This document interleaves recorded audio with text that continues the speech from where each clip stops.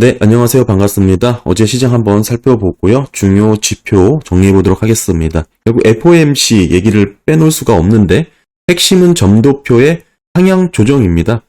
일단 기준금리 만장일치로 5%에서 5.25% 유지 결정이 났고요. 중요한 것은 점도표죠. 그리고 먼저 공지 말씀을 좀 드리면 사칭 채널이 있더라고요. 카카오톡 채널 2개가 확인이 됐고 보시면 꼭 10대들 주식 제가 운영하는 것처럼 운영을 했는데 공지에 사칭을 또 주의하라고 사칭을 주의하라고 이렇게까지 운영을 하고 있습니다. 저는 유튜브만 지금 현재는 운영을 하고 있고 네이버 블로그도 안 한 지 꽤 오래됐고요. 지금 유튜브만 하는 것도 벅차기 때문에 다른 모든 채널은 다 그냥 사칭 채널이라고 보시면 좋을 것 같습니다. 주의하시기 바랍니다. 네, 다시 점도표 이야기로 돌아와 보면 23년 연말 기준의 전망치 중간값입니다. 5.6이죠. 그러니까 5.5에서 5.75가 잡힌 거고 한마디로 5.1에서 높아진 겁니다. 이렇게 높아지려면 하반기 2번의 인상을 해야 된다라는 얘기죠. 적어도 0.25%씩, 그러니까 25bp씩 2번은 올려야 이 전망치가 가능해진다라는 얘기가 나오죠. 또 하나 의미 있는 것은 경제성장률 관련된 전망치를 0.4에서 1.0으로 높였고요. 상향 조정을 했고 그 다음에 코어 PCE 관련해서도 지금 상향 조정된 부분을 확인할 수가 있습니다. 3.6에서 3.9로 높아졌고 PCE 관련된 물가도 마찬가지로 전반적으로 조금 3.2를 유지를 하고 있는 것으로 확인이 됐죠. 그러니까 중요한 게 코어 PC인데 0.3%포인트가 상향 조정이 됐습니다. 한마디로 올해 금리 인하는 없다라는 그런 연준의 목표와 시장의 분위기가 어느 정도 합쳐지는 분위기가 이어지고 있죠. 다만 PCE 관련해서는 여전히 조금 갈 길이 멀어 보이는 그런 느낌을 주고 있고요. 그러니까 물가 안정을 위해서 올 하반기에는 금리를 2차례 더 인상할 수 있다라는 게 연준의 이번 FOMC 점도표의 해석이라고 볼 수가 있고요. 장기채 투자 입장에선 그나마 다행인 것은 인플레이션 2% 목표치에 대해서 이를 되돌리기 위해서 강력하게 언급을 하고 노력을 하고 있다라고 명시했다라는 점은 상당히 긍정적입니다. 더불어 24년도 기준금리 전망치 중간값을 보게 되면 4.6%죠. 25년에는 3.4%를 이렇게 각각 높였습니다. 지금 연준의 점도표와 시장의 전망과의 차이점과 공통점을 좀 정리를 해보면요. 첫 번째는 연내 인하는 없다라는 내용은 점도표와 시장 전망 모두가 지금 일치하고 있고요. 다른 점은 연준은 올해 25bp씩 2번 올리겠다라는 게 지금 점도표상의 해석인데 시장은 그렇게까지는 보고 있지는 않습니다. 물론 지금 현재 기준이고 보시면 한 번 올리고 그대로 그냥 쭉 이어지는 유지가 되는 모습을 시장은 지금 전망을 하고 베팅을 하고 있고요. 계속 봉결하는 것으로 지금 시장 분위기는 흘러가고 있고 다만 24년 연말 기준으로 4.6%의 점도표로 연준 의원들이 찍었지만 시장은 24년 연말 기준을 약 4.0까지 좀 낮췄죠.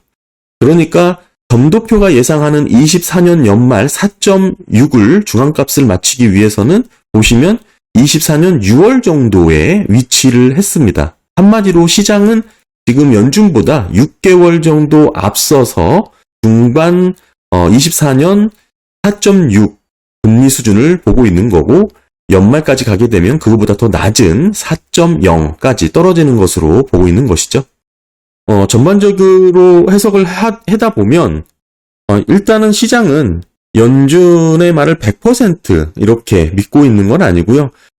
그렇긴 하지만 예전에 비해서는 많이 연준을 지금 쫓아가는 분위기가 감지가 된 것이죠. 일단은 몇 개월 전만 하더라도 올 9월달 금리 인하 어느 정도 베팅을 했었고 그게 이제 가격 프라이싱에 반영이 됐었고요.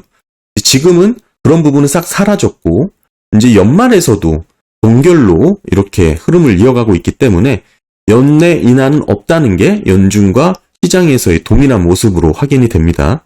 다만 차이점은 24년 지금 연말 기준의 최종 금리와 이 간극이 조금 있긴 하지만 이것도 시차가 한 6개월 정도밖에 차이가 안 나기 때문에 어느 정도 시장이 이제 연준에 맞춰진 모습을 보이고 있다. 즉 채권 가격이 이미 이런 연준의 매파적인 분위기에 다 반영이 됐다라고 보시면 되는 거고, 여기서 뭔가 금리가 더 급격하게 위축되거나 경기가 어려워지는 상황이 나타나면 당연히 가격이 이렇게 또 오르게 되는, 채권 가격이 오르게 되는 그런 흐름이 이어지겠죠. 이미 지금 연준의 계획대로 반영이 다 된 그런 채권 프라이싱이다라고 이해를 하시면 될 것 같습니다. 제 개인적으로는 점도표 상에서도 확인이 됐지만 금리를 인상한다, 한마디로 매파적인 발언이 단기채 투자에 있어서는 오히려 도움이 된다라고 저는 생각을 하고 있습니다.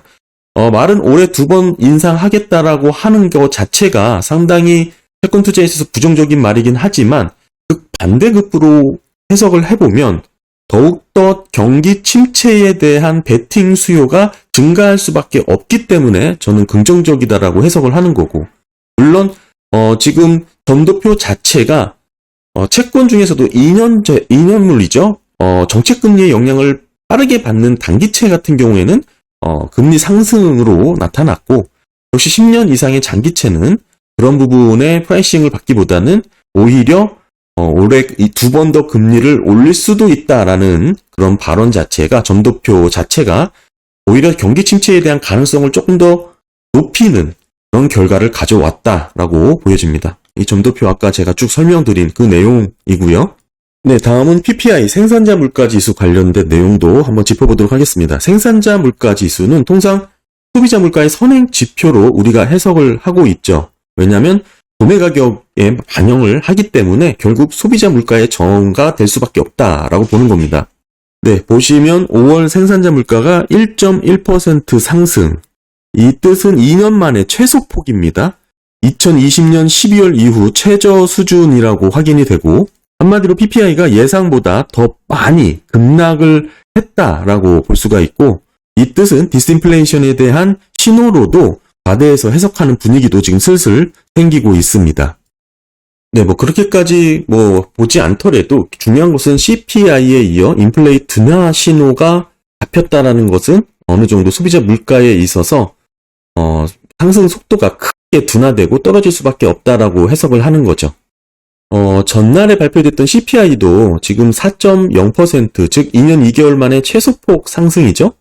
이런 발표가 나오면서 인플레이션 관련된 둔화 소식이 빠르게 확대가 됐었는데, 그 다음에 PPI도 이렇게까지 낮은 수치가, 생각보다 낮은 수치가 잡히면서 오히려 이제는 디스인플레이션에 대한 부분까지도 언급을 하는 그런 신호로 잡히고 있고요. 더 의미가 있는 것은 코어 PPI죠. 2.8%입니다.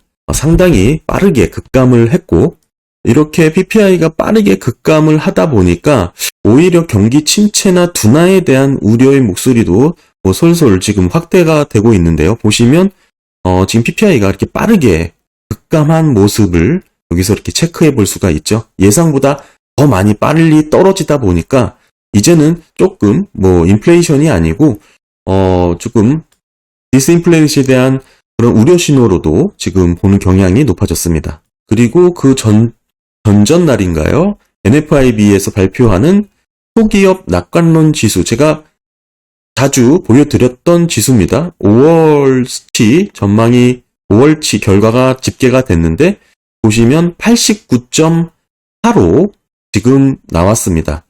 물론 직전 달보다는 0.4%포인트 증가한 수치긴 하지만 쭉 보시면 지금 현저히 낮은 구간이라는 것을 확인할 수가 있죠. 이 수치가 89.4라는 수치가 5월달입니다.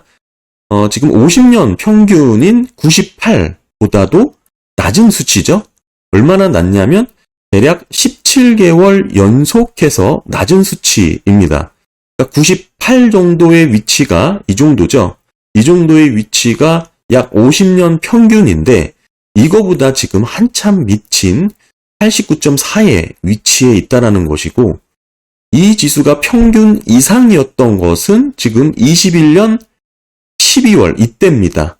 이때 이후에 지금 다시 급감을 한 것이죠. 지금의 위치는 사실 코로나 때보다 더 낮은 국면이고, 오히려 코로나 때는 뭐 여러 가지 지원금이라든지 등등 하면서 생각보다 소기업들이 오히려 견디고 버틸 수 있는 여지가 지금보다 더 좋았다라는 게 참 특이점입니다.